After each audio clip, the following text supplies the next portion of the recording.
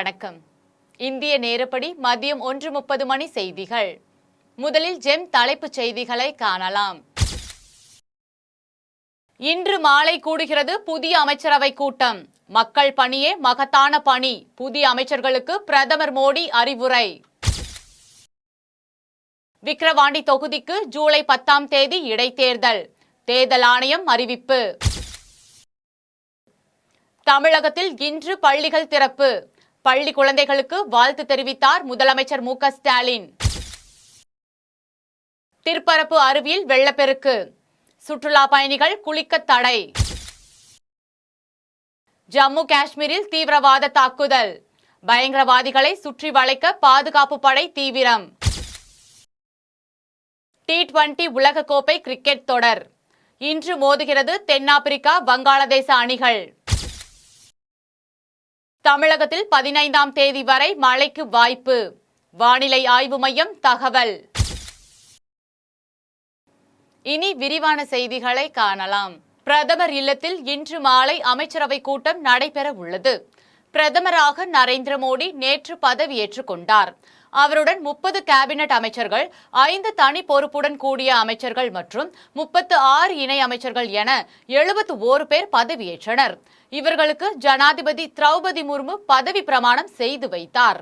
புதிதாக பதவியேற்றுக் கொண்ட மத்திய அமைச்சர்களுக்கு வாழ்த்துக்களை தெரிவித்த பிரதமர் மக்களின் முன்னேற்றத்துக்கு அயராது உழைக்க வேண்டும் எனவும் அறிவுறுத்தினார். இந்நிலையில் இன்று மாலை 5 மணி அளவில் பிரதமர் இல்லத்தில் அமைச்சரவை கூட்டம் நடைபெற உள்ளது. இதில் யார் யாருக்கு எந்தெந்த துறைகள் ஒதுக்குவது என்பது தொடர்பாக ஆலோசிக்கப்படும் என கூறப்படுகிறது.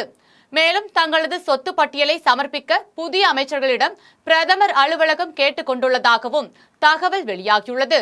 கோடை விடுமுறை முடிந்து இன்று பள்ளி திரும்பியுள்ள மாணவ செல்வங்களுக்கு முதலமைச்சர் மு.க. ஸ்டாலின் வாழ்த்து தெரிவித்துள்ளார். இது குறித்து அவர் வெளியிட்டுள்ள வாழ்த்து செய்தியில், கோடை விடுமுறை முடிந்து இன்று பள்ளி திரும்பும் குழந்தைகள் அனைவருக்கும் இக்கல்வியாண்டு இனிதே அமைய வாழ்த்துக்கள் என்றும், பெற்றோர்களும் ஆசிரியர்களும் மீண்டும் வகுப்பறைக்குள் அடியெடுத்து வைக்கும் மாணவ செல்வங்களின் மனநிலை, உடல்நிலை ஆகியவற்றில் கவனம் செலுத்தி வாசிப்பிலும் விளையாட்டிலும் மாணவர்களுக்கு ஊக்கமூட்டி மகிழ்ச்சியோடு இருக்கும்படி பார்த்துக் கொள்வீர்கள் என்று நம்புவதாக அவர் தெரிவித்துள்ளார். விக்கிரவாண்டி தொகுதிக்கு ஜூலை 10ஆம் தேதி இடைத்தேர்தல் நடைபெறும் என்று தேர்தல் ஆணையம் அறிவித்துள்ளது. விழுப்புரம் மாவட்டம் விக்கிரவாண்டி தொகுதி திமுக எம்எல்ஏ புகழேந்தி கடந்த ஏப்ரல் மாதம் 6ஆம் தேதி காலமானார். இந்த நிலையில் விக்கிரவாண்டி சட்டமன்ற தொகுதிக்கு ஜூலை 10ஆம் தேதி இடைத்தேர்தல் நடைபெறும் என்று இந்திய தேர்தல் ஆணையம் அறிவித்துள்ளது. இந்த தேர்தலுக்கான வேட்புமனு தாக்கல் வருகிற 14ஆம் தேதி தொடங்குகிறது. வேட்புமனு தாக்கல் செய்ய 21ஆம் தேதி கடைசி நாள் என்றும், இடைத்தேர்தலில் பதிவாகும் வாக்குகள் ஜூலை 13ஆம் தேதி எண்ணப்பட்டு முடிவுகள் அறிவிக்கப்படும் என்று தேர்தல் ஆணையம் அறிவித்துள்ளது. விக்கிரவாண்டி உட்பட நாடு முழுவதும் மொத்தம் 13 பேரவை தொகுதிகளில் ஜூலை 10ஆம் தேதி இடைத்தேர்தல் நடக்கிறது. இடைத்தேர்தல் தேதி அறிவிக்கப்பட்டதை அடுத்து விக்கிரவாண்டி தொகுதியில் தேர்தல் நடத்தை விதிகள் அமலுக்கு வந்துள்ளன. ஜம்மு காஷ்மீர் மாநிலம் ரியாசி மாவட்டத்தில் பயணிகள் பேருந்து மீது நடத்தப்பட்ட தாக்குதலுக்கு பின்னால் உள்ள பயங்கரவாதிகளை கண்டுபிடிக்க பாதுகாப்பு படையினர் தேடுதல் நடவடிக்கையை மேற்கொண்டனர். உத்தரப்பிரதேசம் மற்றும் டெல்லியில் இருந்து பக்தர்கள் சென்ற பேருந்து நேற்று மாலை பயங்கரவாதிகளின் தாக்குதலில் ஆழமான பள்ளத்தாக்கில் விழுந்து விபத்துக்குள்ளானது. இந்த பயங்கரவாத தாக்குதலில் 10 பேர் உயிரிழந்த நிலையில் பலர் காயமடைந்தனர். இந்நிலையில் இந்திய ராணுவம் ஆளில்லா விமானங்களை பயன்படுத்தி தேடுதல் வேட்டையில் ஈடுபட்டது. போனி பகுதியில் உள்ள டெரியாத் கிராமத்தில் உள்ள சிவ்கோரி கோவிலில் இருந்து மாதா வைஷ்ணோ தேவி கோவிலுக்கு சென்று கொண்டிருந்த போது 53 இருக்கைகள் கொண்ட பேருந்து மீது பயங்கரவாதிகள் துப்பாக்கிச்சூடு நடத்தினர். ராஜோரி மாவட்டத்தின் எல்லையான பெரியாத் போனி சிவ்கோரி பகுதியை சுற்றி ராணுவம், காவல்துறை மற்றும் மத்திய ரிசர்வ் போலீஸ் படை உள்ளிட்ட பாதுகாப்பு படைகள் பாதுகாப்பு பணியில் ஈடுபட்டுள்ளது. இந்த பயங்கரவாத சம்பவம் குறித்து பேசிய முன்னாள் சர்பஜன் பூஷன், உப்பல் பயங்கரவாதிகள் வாகனத்தை தாக்கியது தெரிய வந்ததும் அங்கு சென்று மக்களை மீட்டதாக தெரிவித்தார். மேலும் தனியார் செய்தி நிறுவனம் வெளியிட்டுள்ள செய்தியில், பயங்கரவாதிகள் பேருந்து ஓட்டுநரை தாக்கியதில் சுட்டுக் கொல்லப்பட்டதாக தெரிவிக்கப்பட்டுள்ளது. இந்த தாக்குதல் சம்பவத்தில் ஈடுபட்ட பயங்கரவாதிகள் அண்டை நாடான ராஜோரி மற்றும் ரியாசில் மேலும் பகுதிகளில் பதுங்கி இருப்பதாக நம்பப்படுவதாகவும், அடர்ந்த வனப்பகுதிகளையும் ஆழமான பள்ளத்தாக்கையும் கொண்டுள்ளது என்று வட்டாரங்கள் தெரிவித்துள்ளது. இதனைத் தொடர்ந்து அந்த பகுதியில் தீவிர தேடுதல் நடவடிக்கை தொடங்கப்பட்டுள்ளது என்று மூத்த காவல்துறை கண்காணிப்பாளர் ரியாசி மோஹிதா சர்மா கூறினார். பொதுத் தேர்வில் முதல் 3 இடங்களை பெற்ற மாணவர்களுக்கு தமிழக வெற்றிக் கழக தலைவர் விஜய் தொகுதி வாரியாக பரிசுகளை வழங்க உள்ளார். தமிழக வெற்றிக் கழக தலைவர் விஜய் பொதுத் தேர்வில் முதல் 3 இடங்களை பெற்ற மாணவர்களுக்கு தொகுதி வாரியாக 2 கட்டங்களாக பரிசுகளை வழங்க உள்ளார். முதற்கட்டமாக வரும் 28ஆம் தேதி திருவான்மையூரில் மாணவர்களுக்கு பாராட்டு விழா நடைபெற உள்ளது. அதில் கோவை, ஈரோடு, மதுரை உள்ளிட்ட 21 மாவட்டங்களை சேர்ந்த மாணவர்களுக்கு சான்றிதழ்கள் மற்றும் ஊக்கத்தொகையை விஜய் வழங்க உள்ளார். 2ஆம் கட்டமாக அடுத்த மாதம் 3ஆம் தேதி சென்னை, தஞ்சாவூர், திருச்சி உள்ளிட்ட 19 மாவட்டங்களை சேர்ந்த மாணவர்களுக்கு சான்றிதழ்கள் மற்றும் ஊக்கத்தொகையை வழங்க உள்ளார். இதனை விஜய் பெற்றோர்கள் முன்னிலையில் மாணவர்களுக்கு வழங்கி கௌரவிக்க உள்ளார். திருப்பரப்பு அருவியில் வெள்ளப்பெருக்கு ஏற்பட்டுள்ளதால் சுற்றுலா பயணிகள் குளிக்க தடை விதிக்கப்பட்டுள்ளது. குமரி மாவட்டத்தில் தென்மேற்கு பருவமழை தீவிரமடைந்து பெய்து வருகிறது. நாகர்கோவில், மார்த்தாண்டம், மயிலாடி, கொட்டாரம் உள்ளிட்ட பகுதிகளில் சாரல் மழையாகவும் மிதமான மழையாகவும் விட்டு பெய்து வருகிறது. இந்த நிலையில் பேச்சிப்பாறை அணையிலிருந்து உபரி நீர் வெளியேற்றப்பட்டதால் திருப்பரப்பு அருவியில் வெள்ளம் பெருக்கெடுத்து ஓடுகிறது. இந்த வெள்ளம் அருவியின் அருகில் உள்ள சிறுவர் நீச்சல் குளம், கல் மண்டபம் ஆகியவற்றை மூழ்கடித்தவாறு பாய்ந்தது. இதனால் சுற்றுலா பயணிகள் அருவியில் குளிக்க தடை விதிக்கப்பட்டுள்ளது. மேலும் கோதையாறு மற்றும் தாமிரபரணி ஆற்றின் கரையோர மக்களுக்கு வெள்ள அபாய எச்சரிக்கையும் விடுக்கப்பட்டுள்ளது. ஆம்பூர் அருகே வேன் கவிழ்ந்து விபத்துக்குள்ளானதில் ஓட்டுநர் உட்பட 5 பேர் காயமடைந்தனர். திருத்தணி பகுதியை சேர்ந்த அஜித் என்பவர் ஒசூரில் தனியார் தொழிற்சாலையில் பணிபுரிந்து வருகிறார். இவருடைய திருமணம் திருத்தணியில் நடைபெற்றது. இந்நிலையில் இவருடன் பணிபுரியும் நண்பர்கள் திருமணத்திற்கு சென்றுவிட்டு திரும்பும் பொழுது சென்னை, பெங்களூர் தேசிய நெடுஞ்சாலையில் மின்னூர் பகுதியில் இருசக்கர வாகனத்தில் குறுக்கே வந்த நபர் மீது மோதாமல் இருப்பதற்காக வண்டியை திருப்பிய போது வேன் தலைக்குப்புற கவிழ்ந்து விபத்துக்குள்ளானது. தகவல் அறிந்து வந்த போலீசார் விபத்தில் சிக்கியவர்களை மீட்டு ஆம்பூர் அரசு மருத்துவமனைக்கு அனுப்பி வைத்தனர். இதில் வேன் ஓட்டுநர் பரமசிவம், பாண்டி செல்வம், நந்தகுமார், ராஜேஷ், அருண், இருசக்கர வாகனத்தில் வந்த ஜெயராமன் உட்பட 5க்கும் மேற்பட்டோர் காயமடைந்தனர். இதுகுறித்து போலீசார் வழக்கு பதிவு செய்து விசாரணை மேற்கொண்டு வருகின்றனர். வேளச்சேரியில் 2 அடுக்கு மேம்பாலத்தில் இருந்து குதித்து பெண் இன்ஜினியர் தற்கொலை செய்து கொண்ட சம்பவம் சோகத்தை ஏற்படுத்தியுள்ளது. சென்னை செம்பாக்கத்தை சேர்ந்தவர் சுதா. இவர் தனியார் நிறுவனத்தில் தகவல் தொழில்நுட்ப பொறியாளராக பணியாற்றி வந்தார். சக ஊழியராக பணியாற்றும் நன்மங்கலத்தை சேர்ந்த கார்த்திக் என்பவரை கடந்த 4 ஆண்டுக்கு முன்னர் திருமணம் செய்து கொண்ட நிலையில் இவர்களுக்கு 3 வயதில் ஒரு குழந்தை உள்ளது. இவர்களுக்கு இடையே ஏற்பட்ட கருத்து வேறுபாடு காரணமாக கடந்த 3 ஆண்டுகளாக பிரிந்து வாழ்ந்து வந்துள்ளனர். இந்நிலையில் கடந்த ஆண்டு அக்டோபர் மாதம் அவரது கணவர் கார்த்திக் விவாகரத்து கேட்டு நீதிமன்றத்தில் வழக்கு தாக்கல் செய்துள்ளார். இதில் சுதாக்கு விருப்பமில்லை என கூறப்படுகிறது. இதனால் மனமுடைந்த சுதா வேளச்சேரியில் விஜயநகர் 2 அடுக்கு மேம்பாலத்தில் இருந்து கீழே குதித்தார். இது குறித்து அளித்த தகவலின் பேரில் வந்த போலீசார் இரத்த காயங்களுடன் உயிருக்கு போராடிய அவரை மீட்டு மருத்துவமனையில் சிகிச்சைக்காக அனுமதித்தனர். அங்கு அவர் சிகிச்சை பலனின்றி பரிதாபமாக உயிரிழந்தார். இது குறித்து வேளச்சேரி போலீசார் வழக்கு பதிவு செய்து விசாரணை மேற்கொண்டு வருகின்றனர். சங்கராபுரம் அருகே மின்சாரம் தாக்கியதில் கணவன், மனைவி பரிதாபமாக உயிரிழந்த சம்பவம் சோகத்தை ஏற்படுத்தியுள்ளது. கள்ளக்குறிச்சி மாவட்டம் சங்கராபுரம் அருகே மேல் சிறுவலூர் கிராமத்தை சேர்ந்தவர் ராமு, சரளா தம்பதி. இவர்களுக்கு 2 பெண் குழந்தைகள் உள்ளனர். ராமு என்பவர் நிதி நிறுவனத்தில் வேலை செய்து வந்தார். இந்நிலையில் தனது வீட்டிலிருந்து துணியை ராமு இரும்பு கம்பியில் உலர வைக்க முற்பட்ட போது அவர் மீது மின்சாரம் பாய்ந்தது. இதனை பார்த்த அவரது மனைவி காப்பாற்ற முயன்ற போது அவர் மீதும் மின்சாரம் தாக்கியதில் இருவரும் உயிருக்கு ஆபத்தான நிலையில் அரசு மருத்துவமனையில் அனுமதிக்கப்பட்ட நிலையில் இருவரும் சிகிச்சை பலனின்றி உயிரிழந்தனர். இதுகுறித்து போலீசார் வழக்கு பதிவு செய்து விசாரணை மேற்கொண்டு வருகின்றனர். கரூர் அருகே தேர்தல் பணிகளை மேற்கொண்ட நாம் தமிழர் கட்சியினருக்கு பாராட்டு விழா நடைபெற்றது. கரூர் நாடாளுமன்ற தொகுதிக்குட்பட்ட கரூர், அரவக்குறிச்சி, கிருஷ்ணராயபுரம் தொகுதிகளில் தேர்தல் பணிகளை மேற்கொண்ட நாம் தமிழர் கட்சியினருக்கு மேற்கு மாவட்ட செயலாளர் நன்மாறன் தலைமையில் பாராட்டு விழா நடைபெற்றது. கட்சி பணியாற்றி கணிசமான வாக்குகள் பெறுவதற்கு உறுதியாக பணியாற்றிய கட்சி நிர்வாகிகளுக்கு விடுதலை புலிகள் தலைவர் பிரபாகரன், நாம் தமிழர் கட்சி ஒருங்கிணைப்பாளர் சீமான் ஆகியோர் புகைப்படம் நினைவு பரிசுகளை சுமார் 100க்கும் மேற்பட்டோருக்கு வழங்கி வாழ்த்து தெரிவித்தனர். இதில் கட்சியின் மேற்கு மாவட்ட தலைவர் மைக்கேல், கிழக்கு மாவட்ட தலைவர் பார்த்திபன், அரவக்குறிச்சி தொகுதி செயலாளர் சக்திவேல் உள்ளிட்ட கட்சி நிர்வாகிகள் கலந்து கொண்டனர். கொடைக்கானலில் வார விடுமுறையொட்டி நேற்று சுற்றுலா பயணிகளின் கூட்டம் அதிகரித்து காணப்பட்டது. தென்மேற்கு பருவமழையின் காரணமாக மேற்கு தொடர்ச்சி மலையில் உள்ள கொடைக்கானலில் தொடர்ந்து சாரல் மழை பெய்து வருகிறது. அதேபோல் அருவிகளிலும் தண்ணீர் ஆர்ப்பரித்து கொட்டுகிறது. இவர்களை கண்டு ரசிப்பதற்காகவும் சாரல் மலை மற்றும் குளிர்காற்றை ரசிப்பதற்காக ஏராளமான சுற்றுலா பயணிகள் வெள்ளி நீர்வீழ்ச்சி, பசுமை பள்ளத்தாக்கு, குணா குகை உள்ளிட்ட அனைத்து சுற்றுலா தலங்களிலும் சுற்றுலா பயணிகளின் கூட்டம் அதிகரித்துள்ளது. செங்கல்பட்டு அருகே சாலையில் சென்று கொண்டிருந்த கார் திடீரென தீப்பற்றி எரிந்த சம்பவம் பரபரப்பை ஏற்படுத்தியுள்ளது.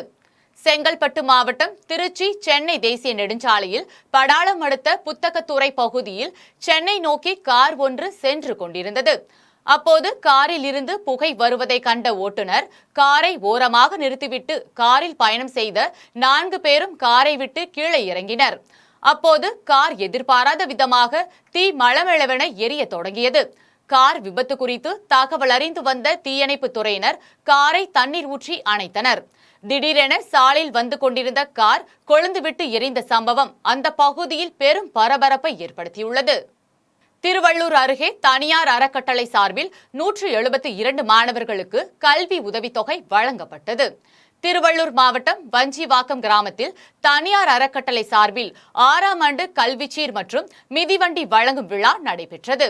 சென்னை துணை ஆட்சியர் தமிழ்ச்செல்வன், மதுவிலக்கு மற்றும் ஆயத்தீர்வுத்துறை உதவி ஆணையர் செந்தில்நாதன் ஆகியோர் பங்கேற்ற விழாவில் 172 மாணவர்களுக்கு கல்வி உதவித்தொகை மற்றும் கல்வி உபகரணங்கள் அடங்கிய கல்வி சீர்வரிசைகள் வழங்கப்பட்டன. சென்னை கோவிலம்பாக்கத்தில் மாற்றுத்திறனாளிகளின் குழந்தைகளுக்கு கல்வி பயில்வதற்கான ஊக்கத்தொகை வழங்கப்பட்டது. சென்னை கோவிலம்பாக்கத்தில் உள்ள தனியார் வளாகத்தில் தனியார் குழுமத்தின் 17வது நிறுவனர் தின விழா நடைபெற்றது. இதில் தனியார் அறக்கட்டளையின் சார்பாக 400க்கும் மேற்பட்ட ஆதரவற்ற மற்றும் கண் பார்வை இழந்த மாற்றுத்திறனாளிகள் குழந்தைகளுக்கு கல்வி பயில்வதற்கான ஊக்கத்தொகை வழங்கப்பட்டது.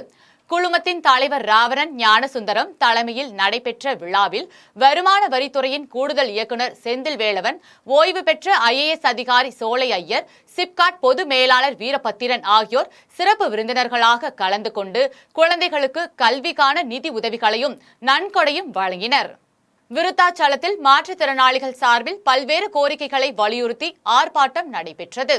கடலூர் மாவட்டம் விருத்தாச்சலம் வருவாய் கோட்டாட்சியர் அலுவலகம் முன்பு தமிழ்நாடு அனைத்து வகை மாற்றுத்திறனாளிகளின் மற்றும் பாதுகாப்பு உரிமைகளுக்கான சங்கம் சார்பில் ஆர்ப்பாட்டம் நடைபெற்றது. விருத்தாச்சலம், வேப்பூர், திட்டக்குடி வட்டங்களில் சமூக பாதுகாப்பு திட்டத்தின் மூலம் வரவேண்டிய உதவித்தொகைகள் 6 மாத காலமாக வராததை கண்டித்தும், மாற்றுத்திறனாளிகளுக்கு இலவச மனை பட்டா உடனடியாக வழங்க வேண்டும் உள்ளிட்ட கோரிக்கைகளை வலியுறுத்தி மாற்றுத்திறனாளிகள் கண்டன ஆர்ப்பாட்டத்தில் ஈடுபட்டனர். இதில் வட்ட தலைவர் விமலா, பொருளாளர் கிருஷ்ணமூர்த்தி, மாநில பொதுக்குழு உறுப்பினர் ரவிச்சந்திரன் உள்ளிட்ட சங்க நிர்வாகிகள் கலந்து கொண்டு கண்டன கோஷங்களை எழுப்பினர். வந்தவாசி அருகே முனிவாளி அம்மன், மின்னல் வாளி அம்மன் ஆலயங்களில் மகா கும்பாபிஷேகம் நடைபெற்றது. திருவண்ணாமலை மாவட்டம் வந்தவாசி அடுத்த நடுக்குப்பம் கிராமத்தில் முனிவாளி அம்மன், மின்னல் வாளி அம்மன், ஸ்ரீ பால விநாயகர், பாலமுருகர் மற்றும் ராதா ருக்மணி வேணுகோபாலசாமி ஆலயங்கள் உள்ளது. இந்த ஆலயத்தில் மகா கும்பாபிஷேகத்தை ஒட்டி வளாகத்தில் யாக சாலை அமைத்து மந்திரங்கள் முழங்க அஷ்டவந்தனம், சாதுத்தல், விக்னேஸ்வர பூஜை, ஸ்ரீ கணபதி ஹோமம், லக்ஷ்மி ஹோமம், கோ பூஜை உள்ளிட்ட பூஜைகள் நடைபெற்றது. பின்னர் கோபுர கலசத்தின் மீது புனித நீர் ஊற்றி கும்பாபிஷேகம் நடைபெற்றது. விழாவில் திரளான பக்தர்கள் கலந்து கொண்டு சுவாமி தரிசனம் செய்தனர். இனி வருவது விளையாட்டு செய்திகள்.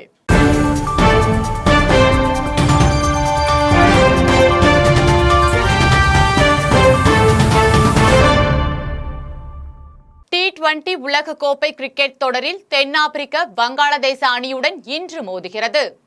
T20 உலகக்கோப்பை கிரிக்கெட் தொடர் அமெரிக்கா மற்றும் வெஸ்ட் இண்டீஸில் சிறப்பாக நடைபெற்று வருகிறது.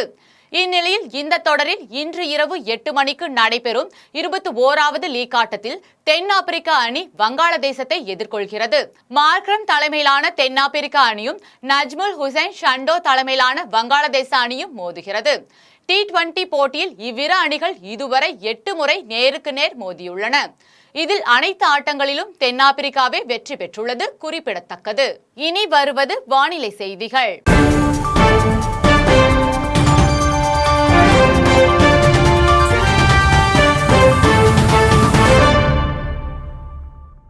வரும் 15ஆம் தேதி வரை தமிழகத்தில் ஓரிரு இடங்களில் லேசானது முதல் மிதமான மழை பெய்யக்கூடும் என்று வானிலை ஆய்வு மையம் தெரிவித்துள்ளது.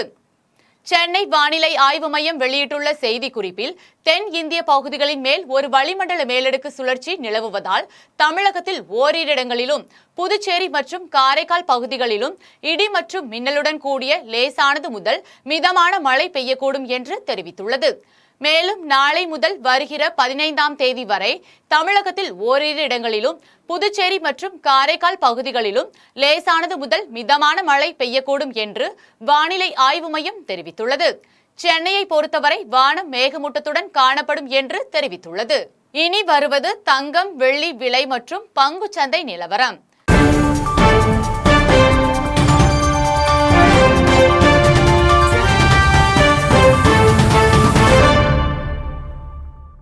சென்னையில் இன்று ஆபரண தங்கத்தின் விலை 53,040 ரூபாய்க்கு விற்பனை செய்யப்படுகிறது. சென்னையில் இன்று ஆபரண தங்கத்தின் விலை கிராமுக்கு 20 ரூபாய் குறைந்து 6,630 ரூபாய்க்கு விற்பனை செய்யப்படுகிறது. மேலும் ஒரு சவரன் 160 ரூபாய் குறைந்து 53,040 ரூபாய்க்கு விற்பனை செய்யப்படுகிறது.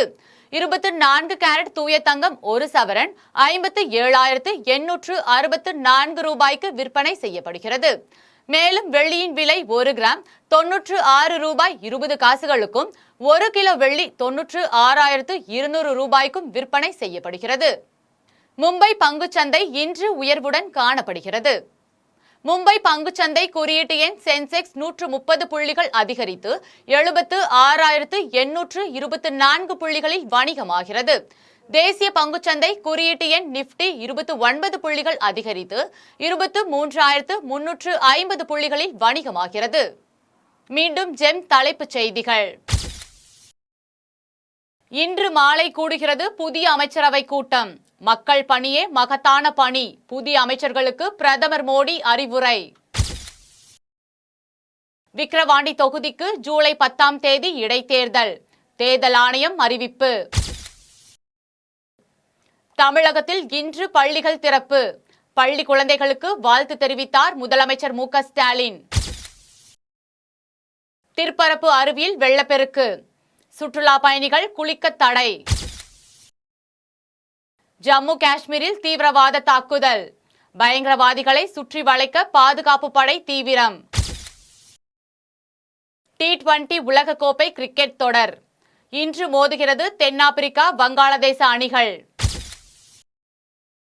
தமிழகத்தில் 15ஆம் தேதி வரை மழைக்கு வாய்ப்பு. வானிலை ஆய்வு மையம் தகவல். இத்துடன் ஜெம் செய்திகள் நிறைவடைகின்றன. மீண்டும் ஜெம் செய்திகள் இரவு 8:30 மணிக்கு. உடனுக்குடன் செய்திகளை காண GemLive.tv என்ற இணையதளத்தில் இணைந்திருங்கள். நன்றி, வணக்கம்.